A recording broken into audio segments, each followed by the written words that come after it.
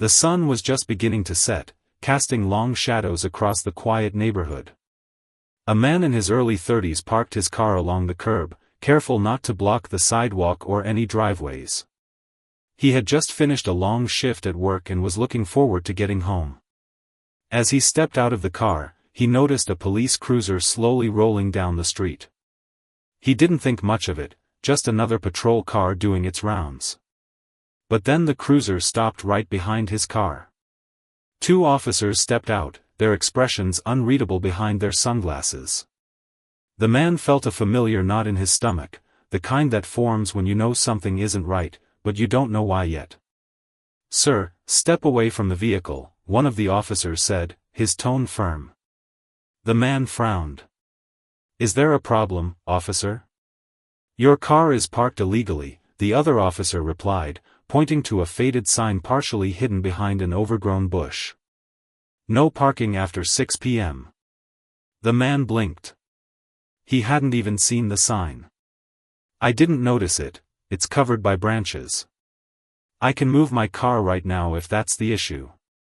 But the officers weren't interested in letting him move. "License and registration," the first officer demanded. The man hesitated but complied, handing over his documents. He watched as the officers ran his information, their radios crackling with static. Minutes passed, and the tension grew. People in the neighborhood had started to notice, peeking through their curtains or slowing down as they walked by. Then, without warning, things took a sharp turn. "Sir, step over here," one officer said, gesturing toward the curb. The man's heart pounded. "Why? What's going on?" "You have an outstanding parking ticket. We're placing you under arrest." The man's eyes widened. "A parking ticket? That's it? You're arresting me for that?" The officers didn't answer. Instead, one of them reached for his handcuffs. The man's mind raced, this couldn't be happening. He had never been in trouble with the law, never even had so much as a speeding ticket. And now, over something this small, they were treating him like a criminal. As the cold metal clicked around his wrists, he knew he had to do something. But what? Then, an idea hit him. "Before you take me in," he said, keeping his voice steady, "I need to make one phone call." The officers exchanged glances but finally agreed. They handed him his phone, watching closely as he dialed.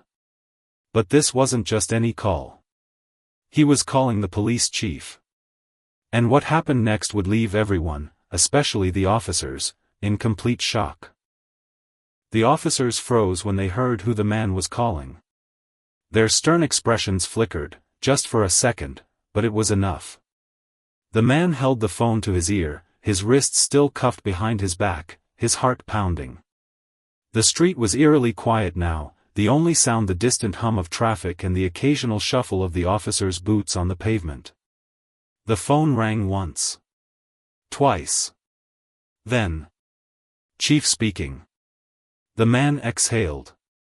He hadn't been sure the chief would answer. They weren't friends, but they weren't strangers either. A few months back, the man had helped the chief's niece when her car broke down outside a grocery store. He'd stayed with her until help arrived, even missed an appointment to make sure she was safe. The chief had thanked him personally, saying if he ever needed anything, to call. Now, he was calling. "Chief, it's me," the man said, keeping his voice low but clear. "I'm being arrested right now, over a parking ticket." A beat of silence. Then, the chief's tone sharpened. "Where are you?" The man gave the location. The officers shifted uncomfortably, one of them muttering something into his radio. The other kept his eyes locked on the man, but there was uncertainty there now. They hadn't expected this. "Put one of them on the phone," the chief ordered. The man held the phone out toward the nearest officer. "The chief wants to talk to you." The officer hesitated, then took the phone. He stepped a few feet away, his back turned, but his tense shoulders and the way his grip tightened on the phone said everything. The other officer kept glancing between his partner and the man, his earlier confidence crumbling. After what felt like forever, the first officer ended the call and walked back, his face unreadable. He handed the phone back to the man, then reached for his keys. Without a word, he uncuffed him. The man rubbed his wrists, watching them carefully. So, what now? The officers exchanged another look. The one who had spoken to the chief cleared his throat. There's been a misunderstanding. You're free to go. The man almost laughed. A misunderstanding? He had been in handcuffs 2 minutes ago. But he didn't push it. He just nodded, taking back his license and registration. As he got into his car, he noticed the officers were still standing there, like they weren't sure what to do next. The whole situation had flipped too fast. 1 minute they had full control, the next, they were the ones on the back foot. He started the engine and drove off, but his mind was racing. This wasn't over. The chief wouldn't just let this slide. And those officers, they had looked almost scared when they realized who they were dealing with. What he didn't know yet was that this small incident was about to blow up into something much bigger. Because the chief wasn't just going to let his officers harass someone over a parking ticket, especially not someone who had helped his family. And when the truth came out, the whole department would regret the day they ever pulled him over. The man drove home in silence, his hands gripping the wheel a little tighter than usual. His mind replayed the scene over and over, the cuffs, the officer's sudden change in attitude, the chief's voice on the phone. He should have felt relieved, but something nagged at him. This wasn't just about a parking ticket. It was about how quickly things had escalated, how easily he could have ended up in a cell over nothing. When he pulled into his driveway, he sat for a moment, staring at his house but not really seeing it. Then his phone buzzed. A text from an unknown number. Come to the station tomorrow. 10 a.m. We need to talk. No name, but he didn't need one. It had to be the chief. The next morning, the man walked into the police station, the air inside cool and smelling faintly of coffee and cleaning supplies. The front desk officer glanced up, then did a double take. Word traveled fast in small towns, especially when the chief got involved. Before he could say anything, a door opened down the hall. The chief stood there, his expression unreadable. Come on back. The man followed him into an office, the door clicking shut behind them. The chief didn't sit. Instead, he crossed his arms and got straight to the point. I looked into what happened last night, he said. Those officers had no business cuffing you over a parking violation. That's not how we do things here. The man nodded slowly. Then why did they? The chief sighed, rubbing his forehead. Because they were rookies. Overzealous. And because, he hesitated, then seemed to decide something. Because they've had complaints before. This wasn't their first mistake. The man's stomach dropped. If they'd done this before, how many others had been treated unfairly? The chief must have seen the thought on his face. I'm handling it, he said firmly. They'll be reprimanded. Retrained. But, he paused, then leaned forward slightly. I need to know what you want to do about this. You could press charges. Or we could settle it quietly. The man studied him. The chief wasn't just offering options, he was testing him. Seeing if he'd escalate things or let it go. Before he could answer, a sharp knock at the door made them both turn. A nervous-looking officer poked his head in. Chief, you've got to see this. On the desk monitor, a local news site was pulled up. The headline made the man's blood run cold. Police harass black man over parking ticket, chief intervenes. Underneath was a cell phone video of last night's arrest, already going viral. The chief swore under his breath. The man just stared. Because the video wasn't from his phone. Someone in the neighborhood had filmed the whole thing. And now, the whole town, maybe the whole country, was about to see it. The police station's fluorescent lights suddenly felt too bright. The man's eyes stayed locked on the screen, watching the shaky cell phone footage of himself in handcuffs, his confused expression, the officer's rigid posture, the moment he'd asked to call the chief. The video ended with him driving away, but the damage was already done. The comments section exploded with outrage. This is why people don't trust cops. They only backed off because he knew the chief. What about everyone else? The chief exhaled sharply and turned to the officer at the door. Who leaked this? The officer swallowed hard. No idea, sir. It was uploaded anonymously an hour ago. The man finally found his voice. This wasn't me. He met the chief's gaze. I didn't record it, and I didn't send it to anyone. The chief gave a slow nod. I believe you. He rubbed his temples. But it doesn't matter now. By noon, this'll be on every news channel in the state. A tense silence settled over the room. The man's mind raced. Yesterday, he'd just been a guy getting off work. Now, he was at the center of a scandal. The chief's phone buzzed. He glanced at it, then muttered a curse. Mayor's office. I have to take this. He stepped out, leaving the man alone with the still glowing monitor. The video played on loop. Each time, the man noticed new details, the way one officer had gripped his arm too tightly, the murmurs from neighbors in the background. Most damning of all? The timestamp. The "No Parking" sign was completely obscured by branches in the footage. No one could have seen it unless they already knew it was there.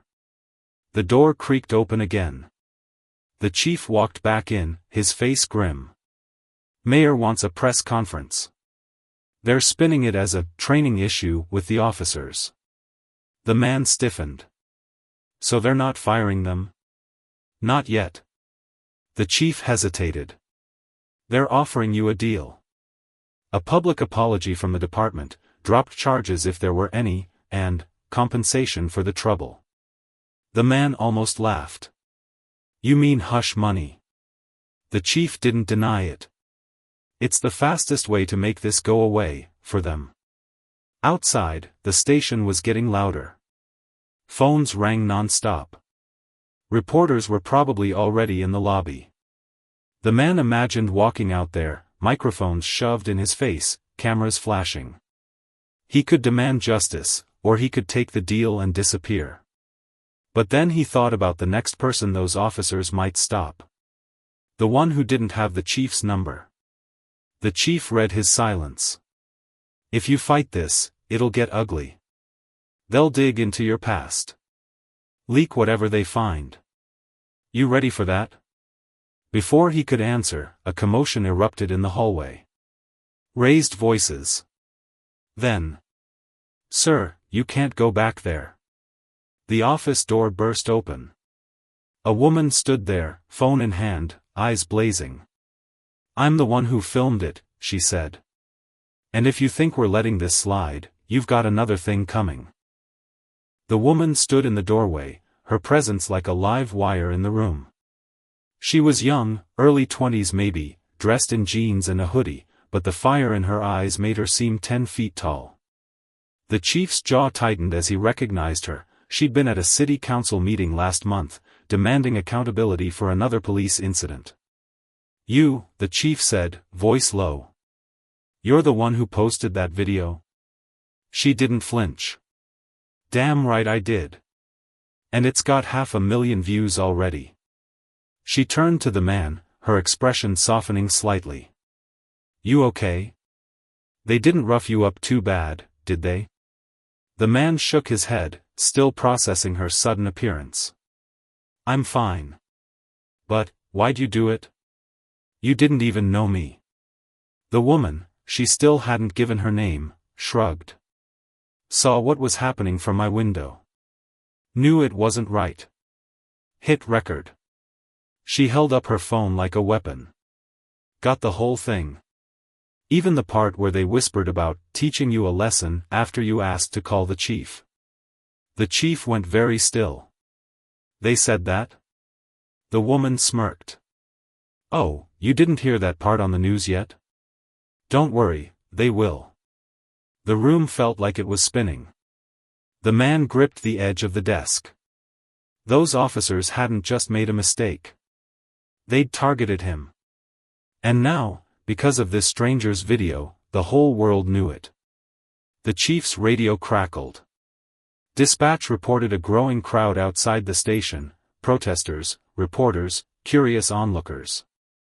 The mayor was demanding an immediate statement. The woman crossed her arms. So what's it gonna be, chief? You gonna do the right thing, or wait till the internet does it for you? The chief exhaled sharply, then made a decision. Both of you, come with me. 10 minutes later, they stood in the station's briefing room, now hastily set up for a press conference. Cameras lined the back wall, their red recording lights blinking like hungry eyes. The chief adjusted his uniform collar, then stepped up to the microphones. I'll keep this brief, he said, voice steady. Last night's incident involving 2 of our officers is under full internal review. Effective immediately, both officers are suspended without pay pending investigation. Murmurs rippled through the crowd. Furthermore, a reporter interrupted. Chief, is it true the officers mentioned teaching him a lesson on the video? The chief's eye twitched. That allegation is part of the ongoing. The woman suddenly stepped forward, shouldering past a stunned officer. I've got the unedited footage right here, she announced, holding up her phone. 7 minutes long. Shows everything. The room erupted. Reporters surged forward. The chief shot her a look that could have melted steel, but it was too late, she'd just taken control of the narrative. The man watched, heart pounding. This wasn't how these things usually went. There was supposed to be careful wording, vague promises of reform, then everyone would forget in a week. But this woman, this stranger, had just blown up the playbook. A familiar face pushed through the crowd, one of the officers from last night, out of uniform but eyes burning with fury. That's bullshit, he shouted. We did everything by the book. He was. The chief cut him off with a sharp gesture. Officer, you're suspended. Leave. Now. The officer froze, then turned his glare on the man. This ain't over. As he stormed out, the room fell into an electric silence. The man realized every camera was now pointed at him. Waiting. The chief leaned close. You don't have to say anything. But the man stepped forward anyway. He looked at the cameras, then at the woman who'd risked everything to post that video. Finally, he spoke, just 3 words, but they landed like a hammer. Release it all. The moment those 3 words left his mouth, release it all. The room exploded into chaos. Reporters shouted over each other, cameras flashed like lightning, and the chief's face went pale. The woman with the phone didn't hesitate. With a few taps, she uploaded the full, unedited video to every major social media platform, tagging news outlets and civil rights groups. By the time they stepped out of the police station, the video was already spreading like wildfire. The man barely had time to process what he'd just done before his own phone started buzzing non-stop, texts from friends who'd seen the news, calls from numbers he didn't recognize, and a flood of social media notifications. He turned to the woman. Why did you help me? He asked. You didn't even know me. She shrugged, but her eyes were serious. Because it could have been me. Or my brother. Or my dad. She paused. And because people need to see the truth. He nodded, finally extending his hand. I never got your name. Doesn't matter, she said, shaking it firmly. What matters is what happens next. What happened next was beyond anything he could have imagined. By that evening, the story wasn't just local news, it was national. The video had been viewed millions of times, and the officer's muttered comments about teaching him a lesson had sparked outrage. Protesters gathered outside the police station, demanding accountability. News vans lined the streets, reporters doing live stand-ups with the growing crowd as a backdrop. The man stayed home, watching it unfold on TV like it was happening to someone else. His phone buzzed again, this time, a call from an unknown number. He hesitated, then answered. A deep, calm voice spoke. "I saw what happened. We'd like to help." It was a civil rights attorney from one of the most respected firms in the state. They wanted to take his case pro bono, not just against the officers, but against the department for its pattern of misconduct. The man listened as the attorney laid out their plan: lawsuits, policy changes, real reform. But then the attorney said something that caught him off guard. "This isn't just about you anymore. People are looking to you now. You've got a platform. What you do next could change things." The weight of those words settled over him. This wasn't just about an unfair arrest anymore. It was about something bigger. The next morning, he woke to a text from the woman who'd filmed the video. "They're holding a rally at City Hall today. You should be there." He stared at the message, his stomach in knots. Showing up would make it real. There'd be no going back. But then he thought about the officers' smug expressions when they'd cuffed him. The chief's offer to sweep it under the rug. The way the system had tried to silence him. He texted back, "I'll be there." City Hall was packed. News cameras, protesters with signs, curious onlookers, all gathered under the sweltering sun. When the man arrived, a hush fell over part of the crowd. People recognized him from the video. Some reached out to shake his hand, others just nodded in silent respect. The woman from before spotted him and waved him over to a small stage that had been set up. A few community leaders were already there, along with the civil rights attorney who'd called him. The attorney leaned in. "They want you to say a few words." The man's throat went dry. He wasn't a speaker. He wasn't an activist. He was just a guy who'd parked in the wrong spot. But when the microphone was handed to him and he faced the crowd, hundreds of faces waiting, hoping, he realized something. He didn't have to be perfect. He just had to be honest. So he took a deep breath and spoke from the heart. "This started because of a parking ticket," he said, his voice steady. "But it's not about that anymore.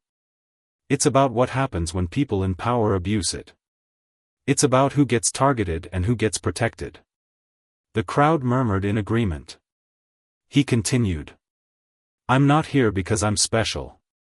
I'm here because this happens every day to people who don't have cameras rolling. Who don't know the police chief. Who don't get a platform to speak." He looked out at the sea of faces, young, old, every color, all united by the same anger, the same hope for change. "So what do we do about it?" he asked. "We demand better.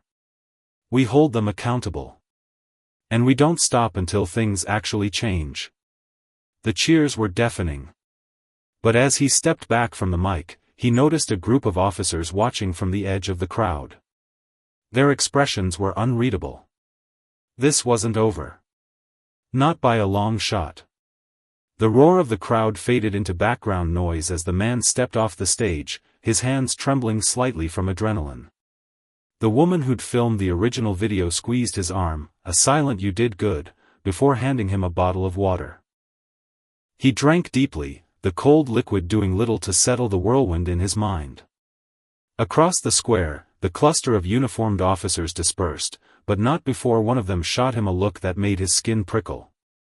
The civil rights attorney materialized at his elbow. That was perfect. Exactly what people needed to hear. The man wiped his forehead. "Now what?" "Now," the attorney said, "we make sure they can't ignore you." Over the next week, the momentum didn't slow. The two officers involved in the arrest were formally fired after the internal investigation confirmed misconduct. The police chief announced a department-wide review of traffic stop protocols. And the city council, under mounting public pressure, agreed to form a civilian oversight committee, with the man and the woman who'd filmed the incident offered seats at the table. It should have felt like victory. But the man couldn't shake the unease that had settled in his bones. Late one evening, as he sat on his porch scrolling through news articles about the case, his phone lit up with a call from an unknown number. Again. He almost ignored it. Reporters had been hounding him for days, but something made him answer. A voice, rough and low, came through the line. "You think you won? This ain't over." The call disconnected. The man stared at his phone, his blood turning to ice. He told himself it was just a coward's bluff. But when he walked back inside, he double-locked the door. The next morning, he met with the attorney and the woman. He'd finally learned her name, but in his head, she was still the girl with the phone, at a diner near City Hall. Over greasy eggs and coffee, they pored over documents for the upcoming Oversight Committee meeting. "You okay?" she asked suddenly, studying his face. "You look like you haven't slept." He considered brushing it off. Instead, he told them about the call. The attorney's pen froze mid-scribble. "We'll report it. That's witness intimidation." The girl snorted. "To who?" "The cops who hate us." A heavy silence fell. She wasn't wrong. The man pushed his plate away. "Maybe we're going about this wrong. Firing a few bad cops doesn't fix the system. What if we—" The diner's TV, muted in the corner, suddenly flashed a familiar image, the arrested officer from the press conference, the one who'd stormed out. The cheerin below read, "Fired officer announces run for sheriff." All three of them lunged for the remote to unmute it. "Campaign will focus on real policing," the ex-officer was saying to a cheering crowd, his suit crisp, his smile sharp. "No more political correctness. No more activists dictating how we keep our streets safe." The girl let out a string of curses. The attorney looked ill. The man just felt tired. Of course this would happen. The system protected its own. The Oversight Committee's first meeting was a circus. News crews packed the hallway outside City Hall's chambers. Protesters and counter-protesters shouted over each other in the lobby. And inside, the man sat at a long table facing a row of stone-faced police brass, including the newly resigned chief, who'd taken a consulting job with a neighboring department. When it was his turn to speak, the man laid out their demands: body cameras for all officers, public access to disciplinary records, an end to pretextual stops for minor violations. The new interim chief listened, then said the words every bureaucrat learns: "We'll take it under advisement." The girl wasn't having it. She slapped her palms on the table. "Bullshit. You'll do something, or we'll make sure every voter knows you're stalling." A council member sighed.